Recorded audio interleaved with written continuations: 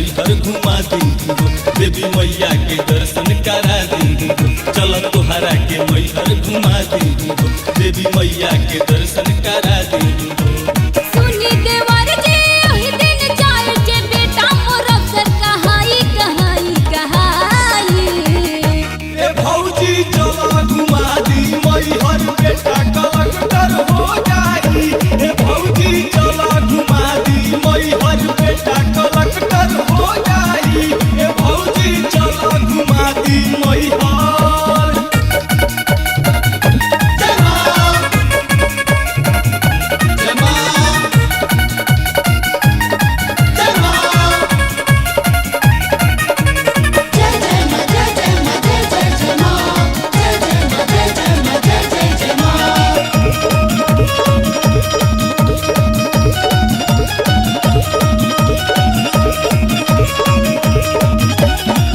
हर सावन भोला जी के घंटा ही लावालू पवलू बकरोल बेटा मुहवा फुलावालू।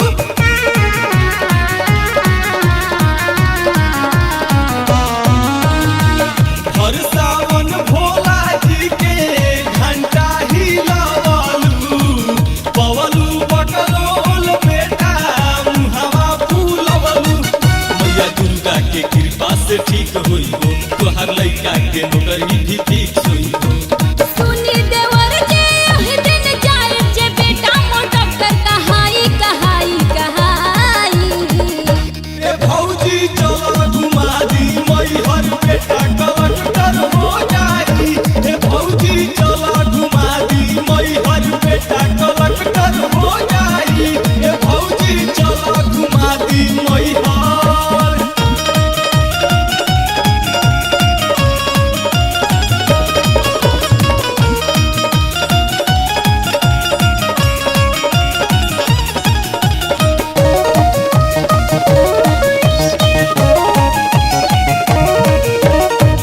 बड़ुए भवानी के महिमा निराली जे भी आवेला हवा जाला ना खाली।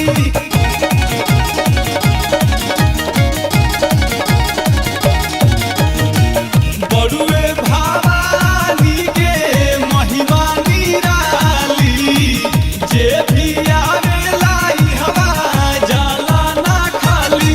चल माइयो के अलख जगाली अहो अपन सुतल भगिया जगाली अहो। सुनी देवर जी ओही दिन जाए जे बेटा दरोगा कहाई कहाई कहाई। ए भौजी चल घुमा दी मैहर बेटा कलक्टर हो जाई।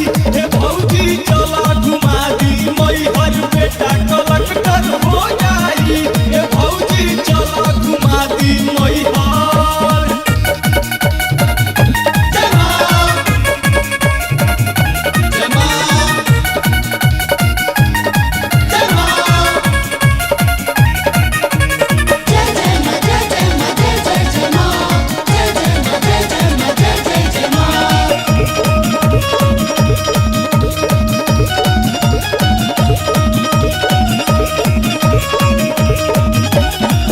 पहिरा का पाड़ावा तू कर तैयारी देरी जे करबू त छूट जाई गाड़ी।